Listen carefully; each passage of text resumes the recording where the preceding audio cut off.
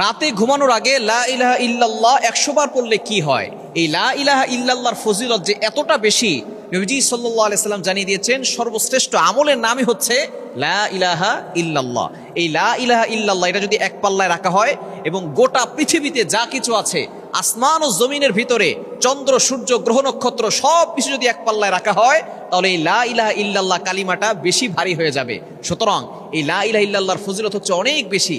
যে ব্যক্তি এই লা ইলাহা ইল্লাল্লাহ বেশি বেশি পাঠ করবে, নবীজি সাল্লাল্লাহু আলাইহি সাল্লাম জানিয়ে দিয়েছেন কিয়ামতের ময়দানে তার চেহারাটা পূর্ণিমার চাঁদের মতো উজ্জ্বল হবে।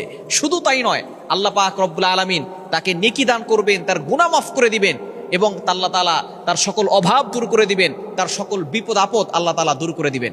এবং হাদিসের ভিতরে আরো এসেছে, যে ব্যক্তির প্রথম বাক্য লা ইলাহা ইল্লাল্লাহ হবে এবং শেষ বাক্য লা ইলাহা ইল্লাল্লাহ হবে, সে মাঝখানে কি করা হয়েছে দেখা হবে না, দাখালাল জান্নাহ, উইল গো টু প্যারাডাইস, সে জান্নাতে চলে যাবে। সুতরাং এই লা ইলাহা ইল্লাল্লাহর কতটা ফজিলত চিন্তা করেছেন?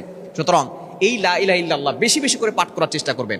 আমাদের অনেকের ঈমান দুর্বল হয়ে যায় এবং ঈমান অনেক অজানা কারণে নষ্ট হয়ে যায়। এজন্য লা ইলাহা ইল্লাল্লাহ মুহাম্মাদুর রাসূলুল্লাহ যদি একবার পড়েন, আপনার ঈমান নবায়ন হবে। বারবার পড়লে ঈমানী চেতনা বাড়বে এবং ঈমান বৃদ্ধি পাবে, আপনার নেকি হবে, আপনার গুনাহ মাফ হবে এবং আপনার সন্তানকে ছোট্টবেলা থেকে, আমরা অনেক সময় বাবা শিখাই, মা শিখাই, আপনার সন্তানকে আল্লাহ বলা শিখাবেন, লা ইলাহা ইল্লাল্লাহ বলা শিখাবেন।